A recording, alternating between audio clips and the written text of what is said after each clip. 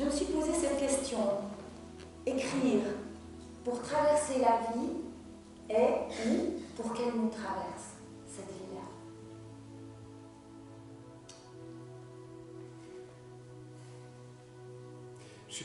Je ne sais pas forcément si précisément que cela, les raisons de l'écriture. Ce que je sais, c'est qu'elle a une puissance de résurrection et que les choses qui ne sont pas écrites de nos vies passent dangereusement comme de l'eau qui tombe dans le sable. L'écriture ressuscite et fixe aussi des visions. C'est comme ça que je verrai l'écriture. J'admire beaucoup les rouges-gorges. Et là, je vais être très orgueilleux. Je pense avoir un petit poitrail, un petit gilet rouge de rouge-gorge. Traversé par le froid, traversé par la faim, traversé par le manque, qui est les figures de tout ce qui creuse la vie. L'écriture, pour moi, c'est quelque chose qui sautille dans la neige des jours. Les jours s'entassent les uns sur les autres, parfois à ne plus se distinguer. Or, ils sont chacun, comme chacun de nous, ils sont extrêmement singuliers, ils sont irremplaçables, pour une raison très simple, c'est que ce jour que nous vivons peut être notre dernier jour. Donc tous les jours sont absolument uniques et précieux, mais plus que de l'or, plus qu'un massif de roses. L'écriture, si vous voulez, détache chaque flocon, chaque journée. Et pour ça, il faut être touché par elle, il faut être touché par la vie, par la journée. Il y a beaucoup de moments où je suis comme chacun, engourdi, un peu somnolent, un peu... J'appelle être somnolent, par exemple, avoir des soucis. J'appelle être somnolent, avoir même des inquiétudes. J'appelle être somnolent, avoir des savoirs. Penser qu'on croit, penser qu'on sait quelque chose. Ça, c'est des états qui nous amènent en état de somnolence, d'absence un peu à nous-mêmes et au monde. Et l'écriture est le réveil de ça. Parfois, la vie nous réveille et l'écriture arrive comme si on venait de l'appeler par son nom. Le plus profond de nous, on ne le choisit pas, en fait. Voilà. Il est là, depuis toujours. Alors, on peut le rejoindre ou ne pas le rejoindre. Et peut-être qu'une vie malheureuse, c'est une vie où la personne ne s'est pas rejointe elle-même, avec ce qu'elle était, avec ce qui fait ce qu'elle a d'unique, ce que chacun est appelé à être. Absolument, absolument chacun. Et à ce moment-là, le passage de la vie et du temps, malgré les épreuves, aura eu un sens, aura été plein de sens. Peut-être d'abord la grande vie, c'est la petite vie. C'est-à-dire les gouttes de pluie, la sensation animale du froid, du chaud. Je crois même que ce qu'on appelle Dieu est à cette jointure-là, entre le monde et notre corps, et notre chair.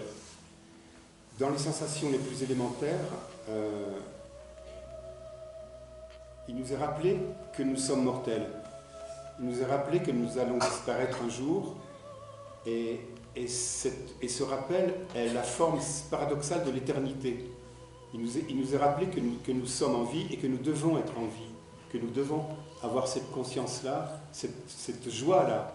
Est-ce que la mort, c'est une part de la vie? C'est cette jonction, ce même point? Si vous l'enlevez, parce qu'on a tendance technologiquement et psychiquement à l'éloigner de nous, à la mettre à la confier on confie les ténèbres aux ténèbres. Mais les ténèbres, ils ont besoin de nous. Ils ont besoin de notre douceur. Ils ont besoin de notre attention. Les ténèbres qui sont en nous, les peurs, les craintes.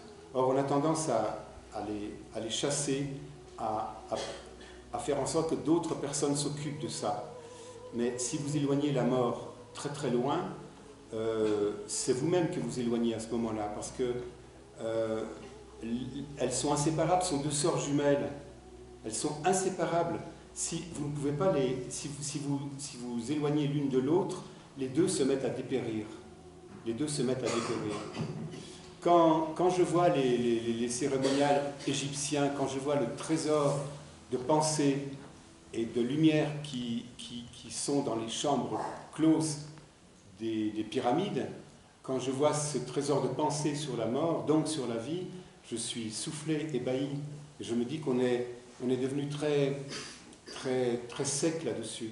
Il ne s'agit pas d'aimer la mort, il ne s'agit pas de la rechercher, il ne s'agit même pas de ne pas en avoir peur, c'est impossible de ne pas la craindre d'une certaine façon.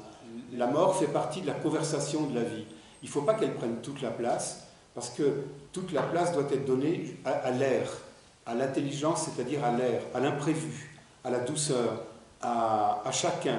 Chacun doit avoir part à la conversation, mais elle doit être là aussi parmi d'autres choses. Nos fêtes se dessèchent et sont sinistres si nous n'y invitons pas les absents et si nous ne pensons plus aux absents. C'est vrai que la disparition de quelqu'un le fait apparaître, curieusement. Sa disparition le fait apparaître. Mon père est mort en 1999, mais plus le temps passe, plus il est grand.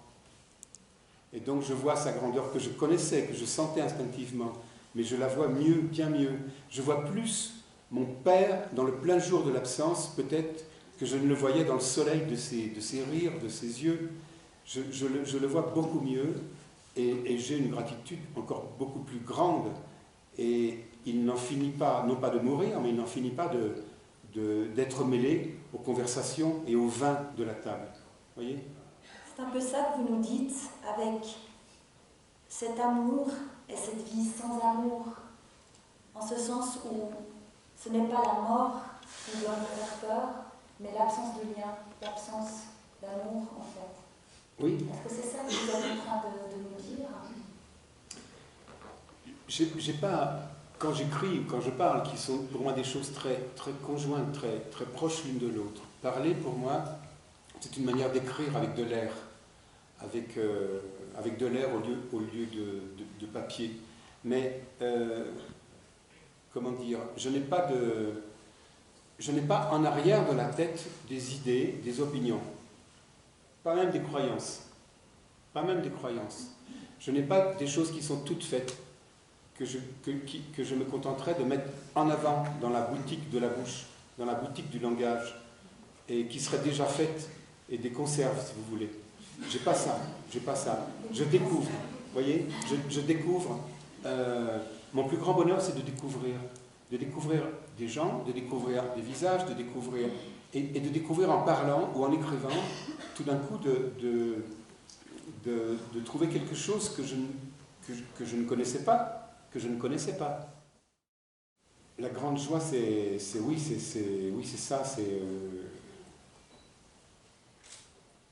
Je crois que le sommet, si vous voulez, c'est le bébé qu'on sort du bain et à l'instant précis où on lui fait une muraille de coton et on le frotte, parfois un peu trop énergiquement.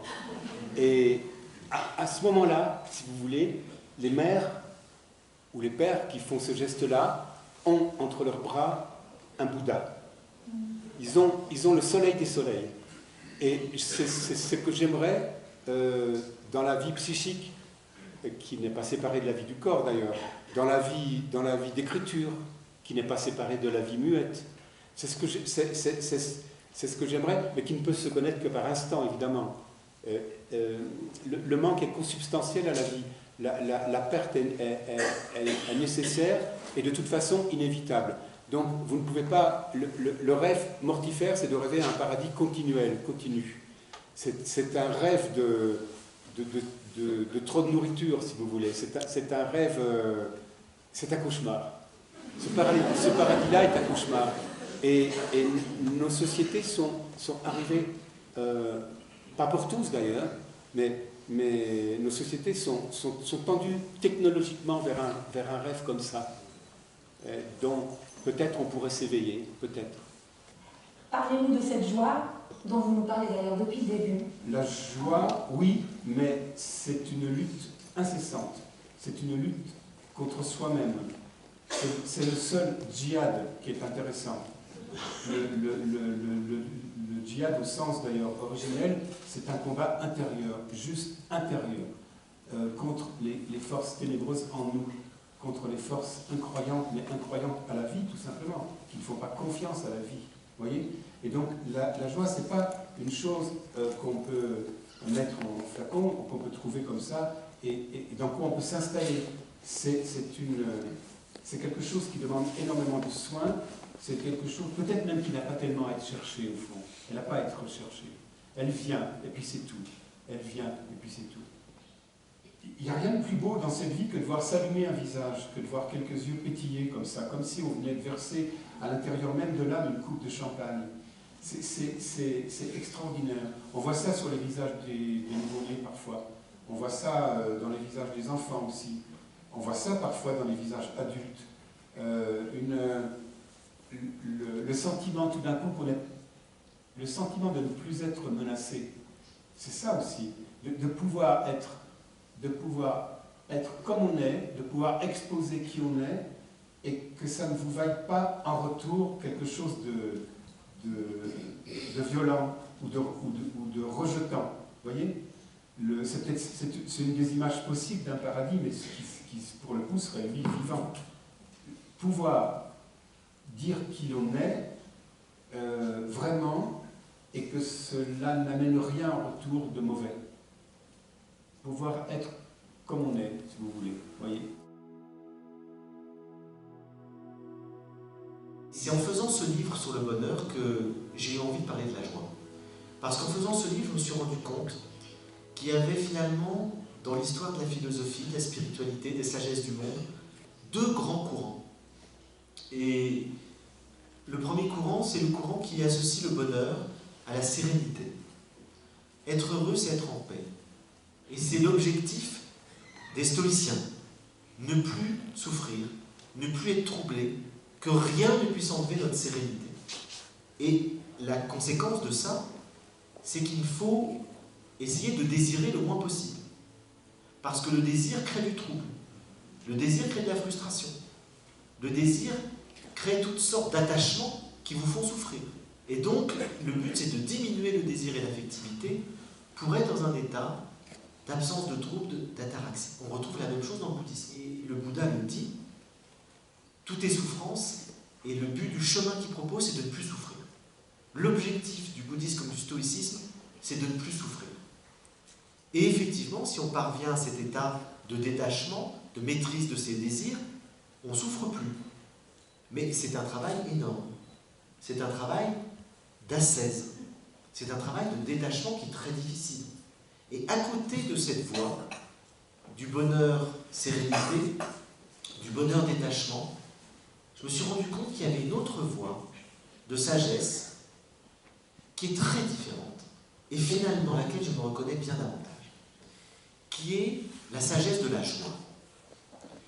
Et dans cette sagesse, qui est à la fois le courant taoïste en Chine, qui est la sagesse de l'Évangile, qui est la sagesse de Spinoza ou la sagesse de Nietzsche, le but de la vie n'est pas de ne plus souffrir. Le but de la vie, c'est de cultiver la joie et l'amour et d'accepter toutes les souffrances liées à l'amour. Et ces souffrances, ça peut être des souffrances d'attachement, ça peut être des peines liées à la perte des êtres chers, ça peut être parce qu'on est dans l'affectivité, parce qu'on est dans le lien, toutes les peines et les souffrances qui sont liées au lien et à l'affectivité. Mais comment est-ce qu'on peut compenser ces peines du désir et de l'attachement? On les compense parce qu'on cultive la joie. Et donc le cœur du message de l'Évangile, c'est ne cherchez pas à éviter la souffrance, cherchez à trouver la joie, même à travers la souffrance. Et c'est exactement le message que Nietzsche, qui n'a rien de très chrétien, nous dit. Il faut assumer totalement le tragique de l'existence. Et parce qu'on assume le tragique dans l'existence, on sera dans la joie. Pour Nietzsche, la joie vient du consentement. Il faut dire un grand oui sacré à la vie pour être dans une joie parfaite, alors que tous ceux qui cherchent à fuir la vie, parce qu'elle apporte son lot de souffrance et de difficultés, ils passent à côté de l'essentiel, qui est la joie. Et là, je suis tout à fait d'accord avec cette idée que rien n'est plus important, rien n'est plus désirable que la joie. Que recherche l'amoureux, sinon la joie de la présence de l'être aimé? Que recherche l'artiste, sinon la joie de créer? Que recherche le chef d'entreprise, sinon la joie de faire prospérer ses affaires? c'est toujours l'expérience de la joie qui est le suprême désirable. C'est ce qu'on recherche à travers toutes les expériences. Et je crois que c'est vrai, la joie est sans aucun doute l'expérience humaine la plus puissante, celle qui donne le plus d'énergie, celle qui nous fait toucher à un absolu qu'on ne peut pas dépasser. Il n'y a rien au-dessus de la joie. Alors, maintenant, la question qu'on peut se poser, c'est comment faire venir la joie? Et le problème, comme l'a dit Christian tout à l'heure, c'est que la joie ne se décrète pas. La joie vous tombe dessus. La joie, c'est comme une grâce. La joie, elle est gratuite. Elle arrive, et des fois, à des moments où on ne s'y attend absolument pas. Alors, on ne peut pas décréter la joie, mais je crois qu'on peut cultiver un état d'esprit, un terreau qui favorise l'émergence de la joie. Si vous n'êtes pas présent, la joie ne peut pas surgir. Parce que la joie vient d'une qualité de présence et d'attention. Si vous vous promenez dans la nature, vous êtes devant un paysage magnifique, et vous êtes en train de penser à votre feuille d'impôt que vous n'avez pas remplie, il n'y a aucune chance que vous soyez dans la joie. Par contre, si vous êtes présent à la beauté de la nature, présent aux formes, à la lumière, et une joie extraordinaire peut surgir. C'est en prenant la vie comme elle est, et non pas comme on voudrait qu'elle soit, qu'on est dans la joie. Et pourquoi est-ce qu'en Occident, on a de plus en plus perdu la joie par rapport à des populations qui vivent en Afrique, en Asie, en Amérique du Sud, dans des conditions matérielles beaucoup plus difficiles que nous? Tous ceux d'entre vous qui, comme moi, voyagez, on se rend compte, dès qu'on est dans des pays dits, entre guillemets, pauvres, mais on voit des gens très joyeux. Ils ont 3 fois rien, mais ils sont dans la joie. Pourquoi est-ce qu'ils sont dans la joie? Parce qu'ils sont dans l'acceptation de la vie telle qu'elle est. Le seul fait d'être en vie les met dans la joie. Alors que nous sommes heureux, ou nous n'attendons la joie que parce que nous posons un certain nombre de conditions et nous attendons que ces conditions soient réunies. Et donc les gens qui vivent dans des mondes traditionnels, qui n'ont pas cette possibilité du choix infini, qui n'ont pas notre liberté, ils ont cette compensation formidable qui est la joie de vivre, que nous avons le plus souvent perdu. Et on la perd à cause de tout ce conditionnement que je viens de vous dire, de l'homme moderne, qui est tellement pris par ses désirs et cette impossibilité de les réaliser, et qui est donc toujours dans la frustration, mais il la perd aussi à cause du développement de 2 choses qu'on appelle dans la philosophie hindoue l'ego et le mental. Et plus l'ego se développe, plus le mental se développe, plus on perd la joie, parce que l'ego, c'est quoi? L'ego, c'est un logiciel affectif qui fait qu'on est relié aux autres par nos émotions et qu'on se construit à travers toutes nos émotions qui sont liées essentiellement au regard d'autrui et aux relations avec les autres. Et si on veut survivre, c'est essentiel d'avoir un ego et un mental. Mais si on veut un jour vivre et vivre pleinement, il faut apprendre à lâcher l'ego et le mental. Parce que l'ego et le mental nous protègent, mais l'ego et le mental créent aussi un filtre entre nous et le monde, entre nous et les autres, qui fait que si ce filtre est trop puissant, on n'est plus dans la profondeur et la qualité de présence au monde, de présence aux autres et de lien avec le monde et de lien avec les autres. On est dans cet individualisme narcissique de l'homme moderne qui voit tout à partir du prisme de son ego et qui n'arrive plus à se décentrer et qui n'arrive plus à être dans l'accueil inconditionnel de la vie. Et donc, ne plus être mu effectivement par toutes ces émotions permanentes, ce regard d'autrui, et c'est une liberté qui s'acquiert progressivement. L'éveil n'est jamais acquis une fois pour toutes. Mais on peut vivre des moments d'éveil dans lesquels on n'est plus totalement identifié à ce personnage qui s'appelle Frédéric, qui s'appelle Christian. Non, on sait qu'on est beaucoup plus que ça, parce qu'on est relié au monde entier, qu'on est relié au tout, à la nature, à ce qu'on appelle Dieu. On fait partie d'un tout. Et que cette partie de nous, cette identité profonde, qu'on peut appeler le soi, est beaucoup plus importante que notre petit ego. Pendant 1 heure, vous dites, je vais lâcher l'ego. Vous êtes attentif à lâcher l'ego. Quand quelqu'un va vous faire comme ça, une queue de poisson sur la route, vous allez dire, merci beaucoup. Merci beaucoup. Bon, en Suisse, ça n'arrive pas. Mais en France, ça arrive souvent. Quand quelqu'un vous dit, tu es nul, vous lui dites, comme vous me connaissez bien. Et vous êtes totalement détendu. La joie est là. Et c'est lui qui n'est pas bien. Parce qu'il pensait vous faire de la peine en disant ça, et s'aperçoit que ça ne marche pas du tout, il est très mal à l'aise. Et donc, quand vous lâchez l'ego, vous êtes pleinement heureux. Vous apercevez que plus rien ne peut vous atteindre. La gratitude, c'est quelque chose de merveilleux. Faites l'expérience. Prenez dans la rue, d'un coup vous dites merci. Merci à la vie. Si vous êtes croyant, vous dites merci à Dieu. Merci à la vie, merci simplement à je ne sais pas qui, à je ne sais pas quoi.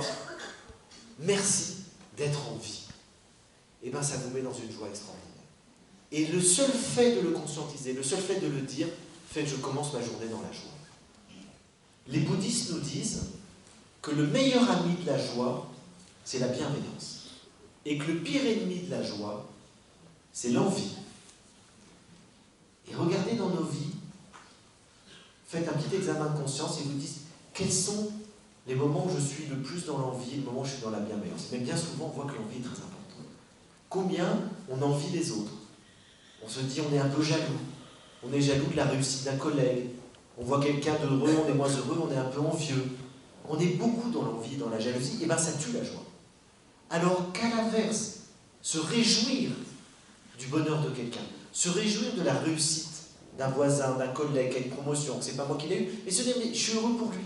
Se réjouir simplement du bonheur des autres, vraiment, ça favorise l'émergence de la joie. Ce qui montre que le cœur humain est mystérieux. Le cœur humain, je crois, est fait pour l'altruisme. Et que plus on est dans l'altruisme, plus on est dans la bienveillance, plus on est dans le don, plus on est heureux, plus on est dans la joie. Et plus on est heureux, plus on est dans la joie, plus on a envie d'aider les autres. C'est un cercle vertueux extraordinaire. Parce que la joie est contagieuse. Et donc, il y a ce cercle vertueux entre la bienveillance et la joie, qui est quelque chose de merveilleux, et que je vous invite vraiment à intégrer. Parce que si on est dans le cercle vicieux de, non pas la malveillance, il y a peu de personnes malveillantes, il y en a, et ce n'est pas la majorité, mais simplement la petite envie, la petite pointe de jalousie, la comparaison. Il ne faut pas se comparer. C'est ce que nous dit Sénèque. Il nous dit, je vais vous donner la clé du malheur. C'est intéressant de connaître la clé du malheur. On essaie d'apprendre la clé du bonheur. Lui, il nous dit, je vais vous donner la clé du malheur. Comparez-vous. Il y aura toujours quelqu'un de plus intelligent que vous. Il y aura toujours quelqu'un de plus beau que vous. Il y aura toujours quelqu'un de plus riche que vous. Il y aura toujours quelqu'un qui aura ce que vous voulez avoir que vous n'avez pas. Et donc, effectivement, la clé du bonheur, c'est de ne pas se comparer. C'est de se satisfaire de ce qu'on est et de ce qu'on a. Alors justement, une autre chose très importante pour être dans la joie, être soi-même. Christian en a parlé tout à l'heure. Être soi. Et être soi, ça veut dire plusieurs choses. Ça veut dire déjà apprendre à se connaître. On ne se connaît pas parce qu'on vit formaté par tout ce qu'on a reçu comme injonction dans notre milieu familial, dans notre conditionnement culturel. On est dans une religion qu'on n'a pas vraiment choisie. Et donc, on adhère à des valeurs qui ne sont pas forcément les nôtres. On fait un métier qui ne nous passionne pas. On a une vie affective qu'on n'aurait pas choisie. Et on s'aperçoit qu'on n'est pas vraiment soi-même. Donc le travail à faire, c'est un travail de ce que le grand psychiatre suisse, Carl Gustav Jung, nous dit, le travail d'individuation. Être soi. Et l'individuation, c'est pas si facile que ça. Parce que ça veut dire à la fois faire un travail d'introspection pour apprendre à se connaître, à savoir qui je suis vraiment, quelle est ma personnalité et mon tempérament profond, qu'est-ce que je veux vraiment, et en même temps l'individuation ne peut se faire que si j'accepte de traverser mon ombre, c'est-à-dire de voir tout ce qui ne va pas en moi. Tout ce qui en moi est tordu, névrosé, dévié, peut-être malveillant, peut-être méchant. Et une fois qu'on fait ce travail-là, on est confronté à des choses terribles. Parce que se connaître, c'est pas simplement connaître tout ce qu'il y a de bien en moi, c'est voir tout le potentiel négatif que je porte en moi. Savoir que j'aurais pu être un assassin. Si j'avais peut-être vécu dans un autre milieu, j'ai des pulsions meurtrières. Reconnaître qu'on a des pulsions meurtrières, c'est pas facile. Parce qu'on peut avoir un tempérament profondément colérique, c'est très bien de le reconnaître. C'est essentiel de l'identifier, plutôt que de le refouler, mais après on peut décider de ne pas laisser ses colères s'exprimer, parce que sinon on aura une vie impossible avec les autres. Et il y a des moments, je sens la tristesse arriver, je dis non. Je n'ai pas envie dans ce contexte-là de laisser la tristesse sortir. Et je crois que c'est important de pouvoir avoir toujours cette capacité de laisser ses émotions se développer ou pas, selon certains contextes. Donc, il y a effectivement beaucoup de choses qui nous permettent de cultiver cette joie, de la laisser grandir, de l'accueillir. je disais tout à l'heure, le consentement, je vais peut-être terminer par ça, sur cet état d'esprit, parce que c'est probablement la chose la plus puissante qui soit. Il y a des événements de la vie qui sont des fois des petites choses, qui sont des fois des tragédies. Et moi, j'ai vraiment expérimenté que le consentement est quelque chose, une attitude de l'esprit qui systématiquement permet à la joie de venir. Pour être dans la joie, il faut être dans la souplesse, dans la flexibilité, dans le lâcher-prise. Et ça peut arriver dans des situations tragiques. J'ai perdu une amie très très chère avec qui j'ai vécu pendant longtemps, il y a 2 ans, et elle est morte dans des conditions très dramatiques. Et j'ai été dans une tristesse infinie. Et ça a duré comme ça 2-3 jours. Et puis à un moment donné, j'ai accepté. J'ai dit, oui, j'accepte qu'elle soit partie. Et à cet instant-là, une joie m'est tombée dessus. Et la joie n'a rien enlevé à la tristesse.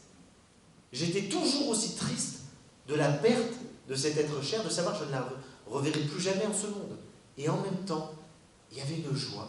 Et cette joie, je crois que c'est la joie de tout l'amour qu'on avait vécu ensemble qui était présent. L'amour, c'est éternel. Quand vous aimez quelqu'un vraiment pour cette personne, et pas simplement pour ce qu'elle vous apporte, que vous l'aimez telle qu'elle est, cet amour est éternel. Et il vous donne une joie active, comme dit Spinoza, que rien ne peut enlever. L'amour est plus fort que la mort, et la joie est plus forte que la mort. Et c'est pour ça que j'ai ressenti cet amour profond qui me lie à cette personne, au-delà de sa disparition, et c'est ce qui m'a mis dans la joie. Donc vous voyez, on peut dans toutes circonstances vivre des joies étonnantes, alors qu'on ne peut pas imaginer que dans des circonstances tragiques, la joie peut venir. La mélancolie est dangereuse parce qu'elle peut... C'est comme une encre versée dans de l'eau, si vous voulez. Et elle la colore toute. Mais elle a ses charmes, ses beautés, c'est évident. Elle a engendré beaucoup de livres extraordinaires.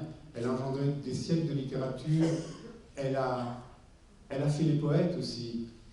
Mais je crois qu'elle n'est pas incompatible. C'est pas incompatible avec la joie pour une raison toute très simple. C'est que l'expression poétique d'un sentiment, même sombre, est quelque chose qui engendre une paix mentale, une paix psychique, une joie.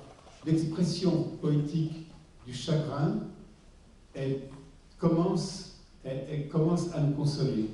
Voyez ? Donc c'est pas incompatible. Le sentiment heureux naît aussi de l'expression de ce que l'on ressent, même si ce que l'on ressent est par moments rayé. Il y a comme ça des périodes dans l'histoire de l'humanité que le philosophe Karl Jaspers appelait des périodes axiales, où à un même moment, sur tous les points du globe, se passe une transformation similaire.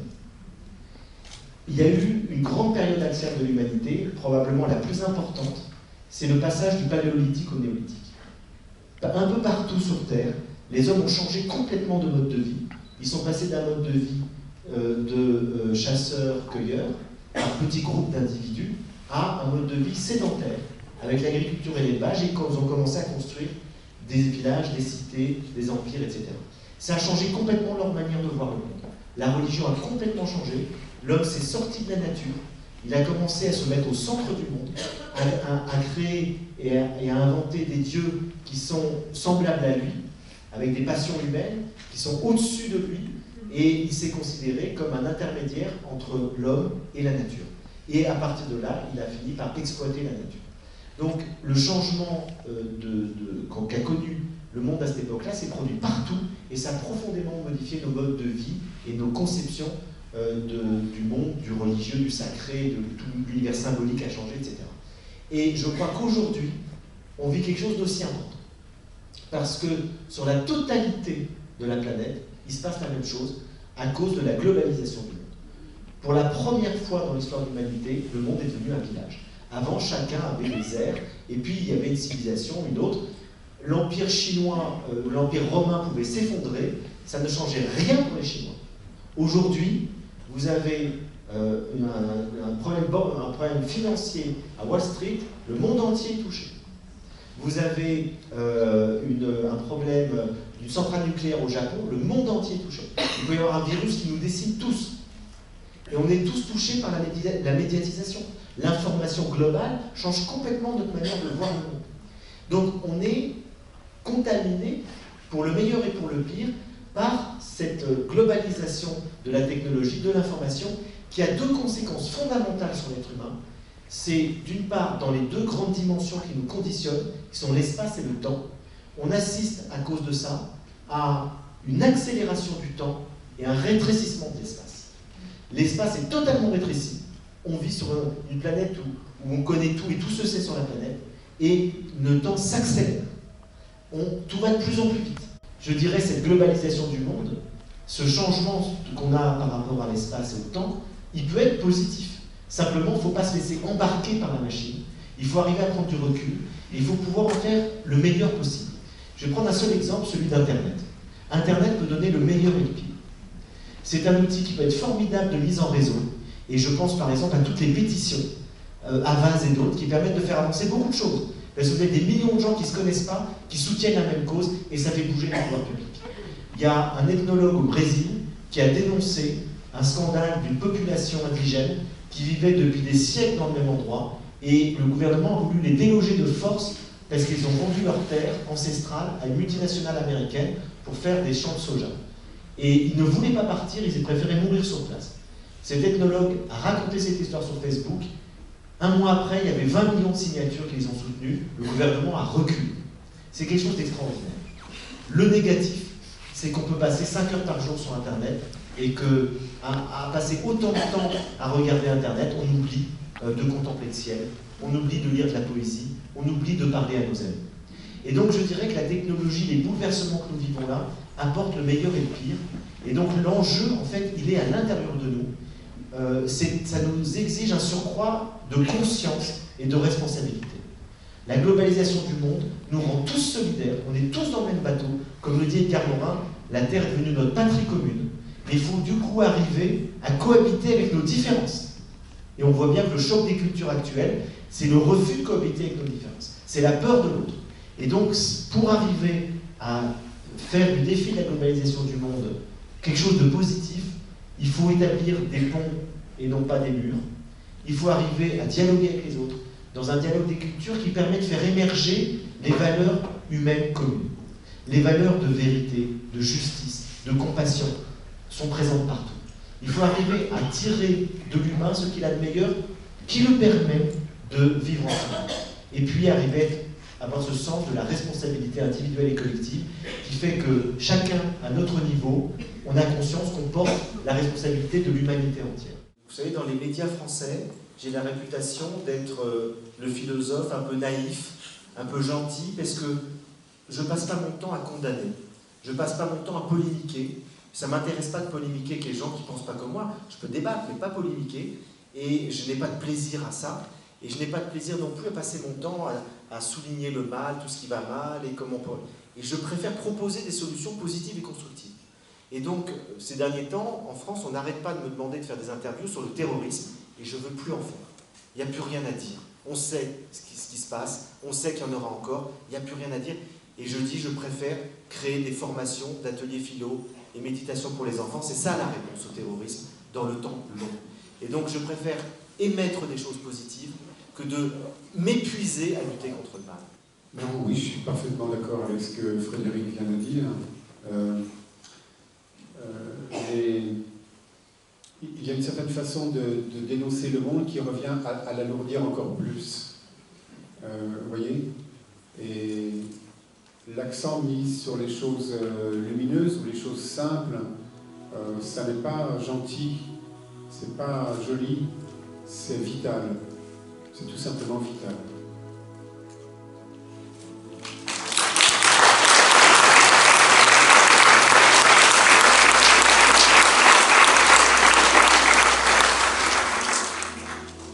Vous avez parlé de joie. Je suis française. J'ai pris la joie. J'ai écouté la joie. Mais ce qui me réjouit le plus ce soir, c'est ce monde qui se déplace en masse, qui semble avoir le même type de joie. joie éprouvée par moi, c'est les regards que j'ai pu croiser dans les couloirs, c'est des étincelles. Si ça existe, eh bien, je repars le cœur plein de joie. Merci.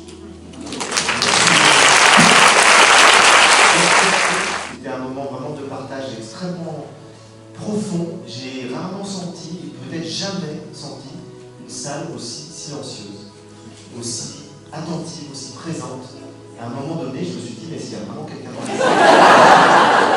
Et cette qualité de présence, ça nous permet sans doute de donner le meilleur de nous-mêmes. Donc, vraiment, merci de tout cœur. Oui, un grand merci à chacun. Et pour ce qu'on peut dire d'un livre, quel qu'il soit, de pensée, de poème ou autre, c'est que on peut estimer que le lecteur est plus important que l'auteur pour une raison très simple. C'est que l'auteur prend un morceau de vie et en fait un livre, ce qui est un petit peu étrange, mais qui peut se faire. Mais vous, lecteur, le lecteur ou l'auditeur, fait quelque chose de plus extraordinaire. Il prend un livre, ou comme ce soir, il prend des paroles, et il en fait de la vie. Donc les vrais magiciens, c'est vous, par votre écoute. Infiniment merci.